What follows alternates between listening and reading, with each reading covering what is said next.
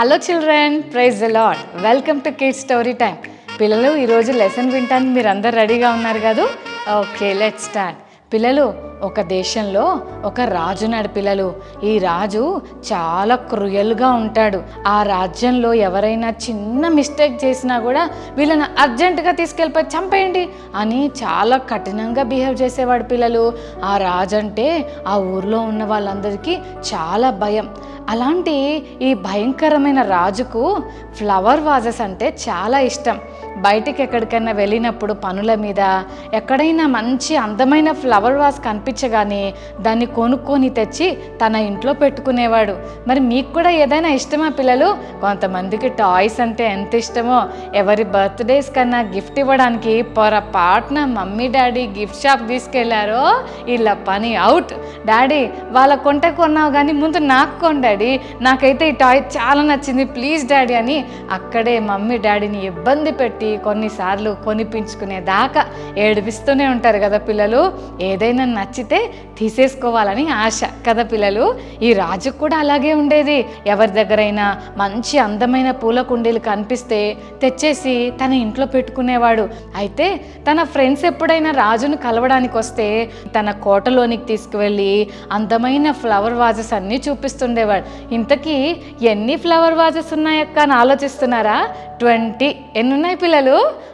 20 flower vases పెట్టుకొని అన్నీ చక్కగా అరేంజ్ చేసుకున్నాడు. ఒకసారి ఏమైందంటే, మరి తన యొక్క పని వాళ్ళు ఆ ఫ్లవర్ వాజెస్ అన్నీ క్లీన్ చేస్తూ దాన్ని నీట్గా చేస్తూ ఉన్నారు.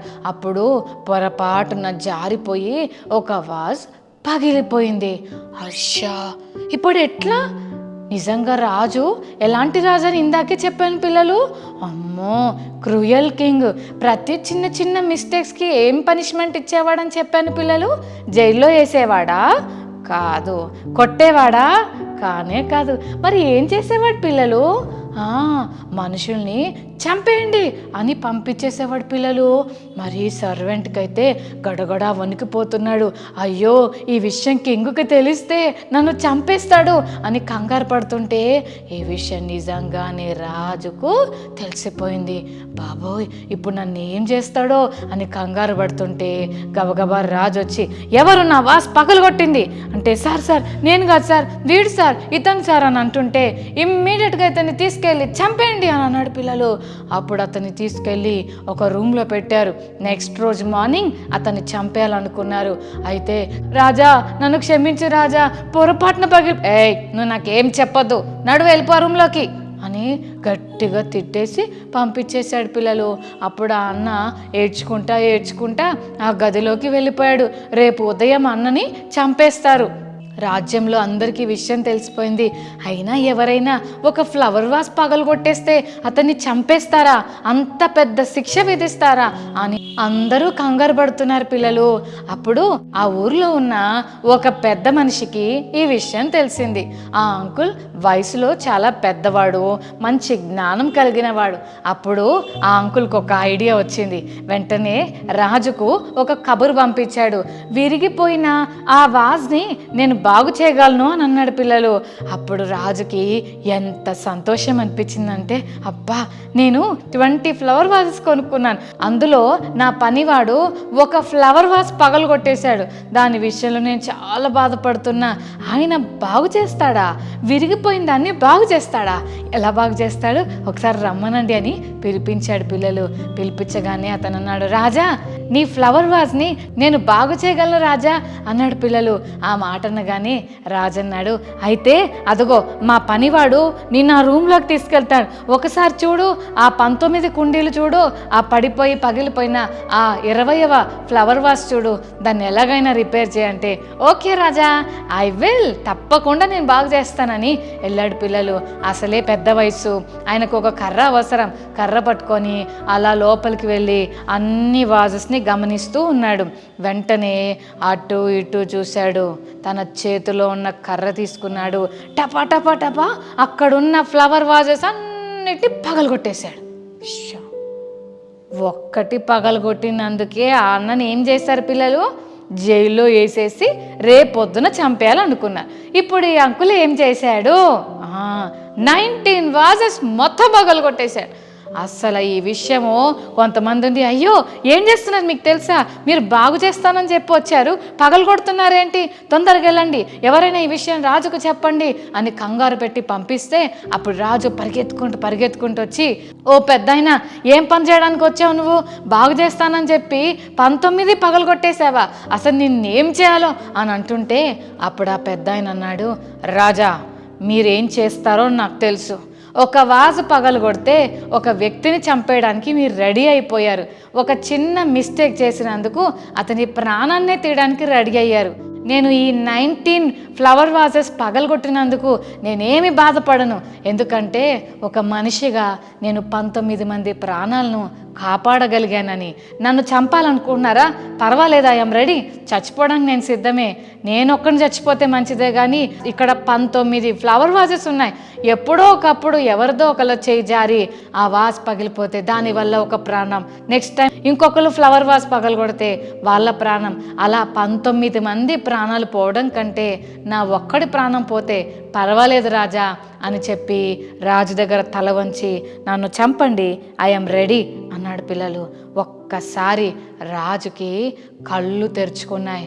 ఒక ఫ్లవర్ వాస్ కోసం ఒక మనిషి ప్రాణాన్ని తీయడానికి నేను రెడీ అయిపోయానా, ఛీ నేను ఎంత క్రూయల్ కింగ్ని, నేను ఎంత హార్డ్గా ఉన్నాను, ఈ 19 మంది ప్రాణాల కోసం ఈ ఒక్క వ్యక్తి చచ్చిపోవడానికి రెడీ అయిపోయాడా అని వెంటనే తన మనసును మార్చుకొని రాజన్నాడు, రేపు పొద్దున చంపేద్దామని అతన్ని జైల్లో పెట్టారు కదా, అతన్ని తీసుకొచ్చేయండి, ఆ పనివాడిని తీసుకొచ్చేయండి, అతన్ని వదిలేసేయండి అని చెప్పాడు. పిల్లలు అప్పుడు కింగ్ని చూసి ఆ పెద్ద ఆయన చాలా హ్యాపీగా ఫీల్ అయ్యాడు.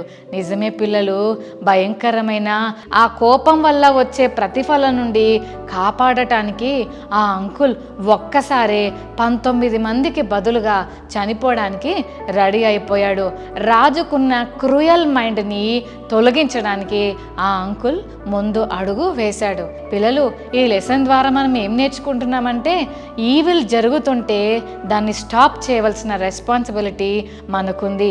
రాజు అనవసరంగా ఎంతోమందిని చంపేస్తుంటే ఈ అంకుల్ చాలా తెలివిగా ఆ భయంకరమైన శిక్ష నుండి ప్రజలను కాపాడాడు. పిల్లలు బైబిల్ గ్రంథంలో కూడా ఒక సంఘటన జ్ఞాపకం వస్తుంది. ఇశ్రాయేలు ప్రజలు ప్రయాణం చేస్తున్నారు కదా కనాను వైపు. ఒక టైంలో షిత్తీము అనే ఒక ప్లేస్లో ఆగిపోయారు. అక్కడికి ఆగిపోయిన తర్వాత చాలామంది బ్యాడ్ పనులు చేయటం మొదలుపెట్టారు. యేసయ్యకి ఇష్టం లేని పనులు అంటే పాపం చేయడం స్టార్ట్ చేశారు. వాళ్ళకి తెలుసు అది దేవునికి ఇష్టం లేదని, అయినా అలాగే తప్పు చేస్తూ ఉంటే దేవునికి చాలా కోపం వచ్చింది. ఇది ఎందుకు నా ప్రజలు అలా చేస్తున్నారని. నిజమే పిల్లలు, బైబిల్ ఏం చెప్తుందంటే పాపము వలన వచ్చు జీతం మరణం అని. పిల్లలు ఒకవేళ మనం సిన్లో ఉంటే దేవుని కోపం మన మీదకి వస్తుంది, అంతేకాదు భయంకరమైన మరణం కూడా వస్తుంది. మరి ఈ మరణం నుండి మనల్ని విడిపించడానికి దేవాది దేవుడైన యేసయ్య ఈ లోకానికి మనిషిగా దిగి వచ్చాడు. పిల్లలు మరి ఎంత గొప్ప దేవుడో కదా మన యేసయ్య. ఆయనకి పాపం అంటే ఇష్టం ఉండదు. నువ్వంటే యేసయ్యకి చాలా ఇష్టం, కానీ నీ మనసులో ఉన్న పాపం అంటే ఆయనకి ఇష్టం లేదు పిల్లలు. అందుకని ఏదైనా చేసి ఈ పాపం నుంచి మనం విడుదల పొందాలి.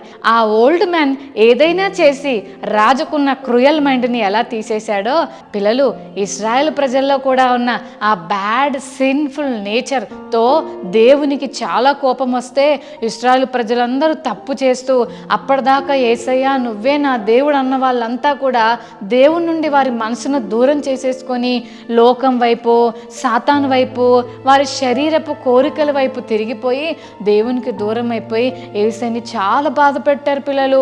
అప్పుడు యేసయ్యకి చాలా కోపం వచ్చి ఒక సైడ్ నుంచి ఇశ్రాయేల్ ప్రజలందరినీ చంపేయడం మొదలుపెట్టారు. ఒక కార్నర్ నుంచి టపా టపా టపా పడిపోతున్నారు పిల్లలు, చాలా మంది చచ్చిపోతా ఉన్నారు. ఒక సైడ్ ఏమో దేవుని పిల్లలు ఏడుస్తున్నారు, అయ్యా మమ్మల్ని క్షమించండి మేము తప్పు చేశాం అని ఏడుస్తూ ఉన్నారు.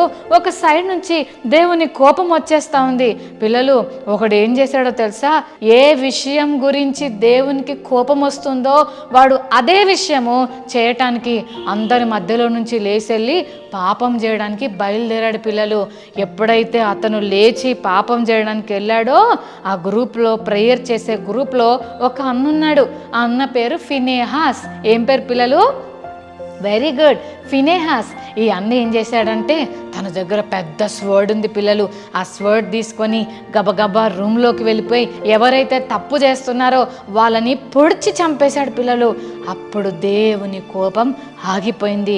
చచ్చిపోతున్న ఇశ్రాయేల్ ప్రజలు ఒక్కసారే మరణము ఆగిపోయింది. రాజు ఆ అన్నను చంపమని పంపించేశాడు కదా. ఆ ఓల్డ్ మ్యాన్ అలాగే సైలెంట్గా ఉండుంటే మిగిలిన 19 మెంబర్స్ కూడా చచ్చిపోయేవాళ్ళు. కానీ అంకుల్ లేసి ఎలాగైనా సరే రాజుకు బుద్ధి చెప్పాలి అనుకున్నాడు. నిజంగానే చెప్పాడు. అలాగే ఫినెహాస్ అన్న ఎవరికైనా సరే బుద్ధి చెప్పాలనుకున్నాడు. వెళ్ళి వాళ్ళను చంపేశాడు. దేవుని కోపం ఆగిపోయింది. అంత మాత్రమే కాదు పిల్లలు, మనలో జరుగుతున్న సిన్ని మనం ఎప్పుడైతే చంపేస్తామో దేవుని అద్భుతమైన బ్లెస్సింగ్స్ మనకు వస్తాయి పిల్లలు. దేవుడు ఫినెహాస్ని చూసి, ఫినెహాస్ ఎంత గొప్ప పని చేశావు, నేను నిన్ను చాలా బ్లెస్ చేస్తా, నువ్వు నా కోపాన్ని తగ్గించేశావు, నువ్వు పాపానికి పరిహారం చేశావు, నిజంగా నువ్వు చాలా మంచి పని చేశావు, నేను నిన్ను చాలా బ్లెస్సింగ్గా చేస్తానని దేవుడు ఫినెహాస్ అన్నను ఆశీర్వదించాడు. అంతేకాదు పిల్లలు, ఆ 19 మంది బదులు ఈ అంకుల్ ఎలా చనిపోవడానికి సిద్ధమయ్యాడో ఈరోజు లోకంలో చాలామంది నువ్వు నేను మనందరం చేసిన తప్పుల వల్ల మనందరికీ మరణం రావాలి, కానీ ఆ మరణం అంతటి నుండి మనల్ని కాపాడటానికి మన ప్లేస్లో యేసయ్య నిలబడ్డాడు. ఆ అంకుల్ ఎలాగ 19 మెంబర్స్ బదులు నిలబడ్డాడో యేసయ్య మనందరికీ బదులుగా నిలబడ్డాడు. అంకుల్ అయితే చావలేదు, కానీ యేసయ్య మన కోసం చనిపోయాడు కూడా. చనిపోయి సమాధి చేయబడి 3వ రోజున తిరిగి లేచాడు. ఇక మనం మరణించాల్సిన అవసరం లేకుండా ప్రభువే మన కోసం మన బాధలు మన పనిష్మెంట్ తానే తీసుకొని మనకు రక్షణ భాగ్యం ఇచ్చాడు. చెల్లి తమ్ముడు, నీలో ఉన్న పాపాన్ని తీసివేసుకోవాలని ఇష్టపడుతున్నావా? నీలో ఉన్న బ్యాడ్ నేచర్ తీసేసుకోవాలని ఇష్టపడుతున్నావా?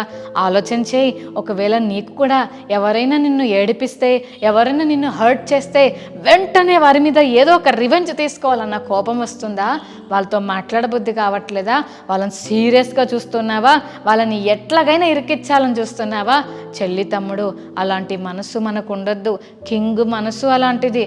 తన వాస్ పగలగొట్టాడని ఆయన ప్రాణమే తీయాలనుకున్నాడు. పిల్లలు, మనం అలాంటి హార్డ్ నేచర్ని డెవలప్ చేయొద్దు పిల్లలు. దేవునికి ఇష్టం లేని పని.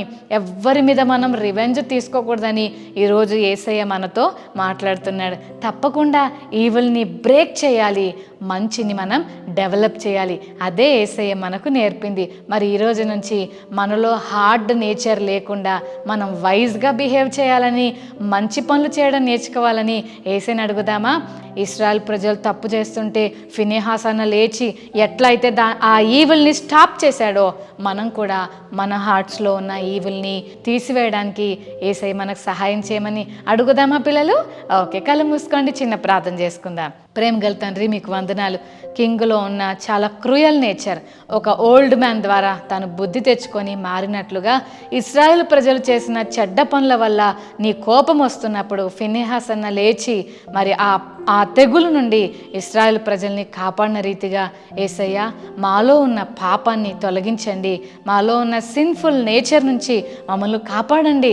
దాని మీద మేము పోరాడి జయం పొందే కృప దయచేయండి. 19 మెంబర్స్ బదులు ఆ ఓల్డ్ మ్యాన్ ఎలా అడ్డం నిలబడ్డాడో, మా పాపముల కొరకు మాకు బదులుగా మీరు సిలువలో భరించిన ఆ మరణ శిక్షను బట్టి మీకు వందనాలు చెల్లిస్తూ ఈ రోజు నుండి మేము హేట్రెడ్ కలిగి జీవించకుండా ప్రేమను కలిగి జీవించే కృప మాకు దయచేయమని యేసు నామమున వేడుకొని ప్రార్థిస్తున్నాం తండ్రి.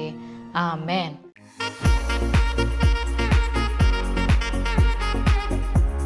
ఓకే చిల్డ్రన్, మరి మెమరీ వర్స్ నేర్చుకుందామా?